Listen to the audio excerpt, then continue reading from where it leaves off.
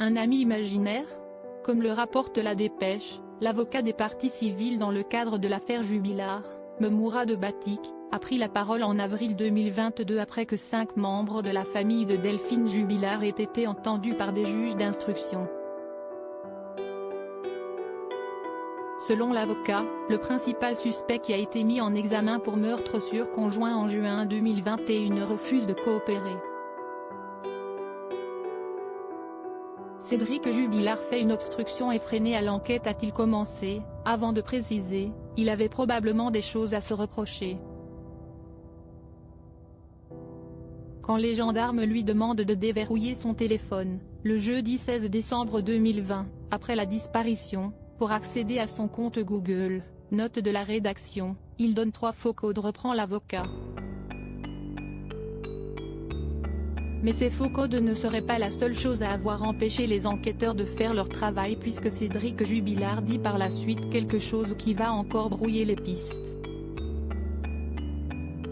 À la question secrète pour débloquer le code de son téléphone, « Donnez-nous le nom de votre meilleur ami », il répond Jean-Pierre. Mais problème, après quelques recherches sur son passé et ses proches, les enquêteurs se rendent vite compte que Cédric Jubillar n'a pas d'ami appelé Jean-Pierre. Il n'y a jamais eu aucun Jean-Pierre parmi ses amis, a expliqué Batik. De quoi éveiller de nouvelles suspicions quant au comportement de Cédric Jubillar, qui a déjà fait plusieurs déclarations contradictoires au cours de l'enquête.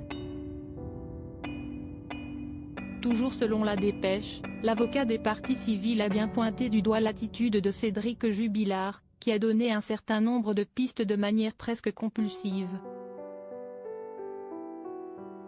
Cédric Jubillar n'a pas d'ami nommé Jean-Pierre, il fallait ainsi s'attendre à ce qu'au bout d'un moment, certaines choses racontées par Cédric Jubillar entrent en contradiction avec des propos tenus à un autre moment.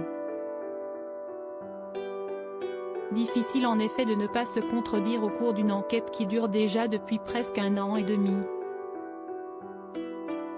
Mourad Batik est en tout cas convaincu que le principal suspect essaie de manipuler les enquêteurs.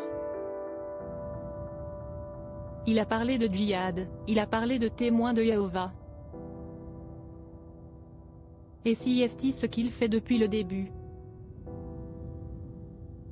Il donne des pistes à ne plus finir pour faire en sorte que les magistrats instructeurs se perdent dans leur exploitation.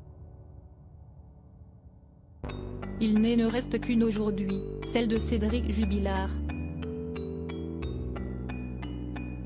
En détention depuis le 18 juin 2021, Cédric Jubillar est toujours présumé innocent.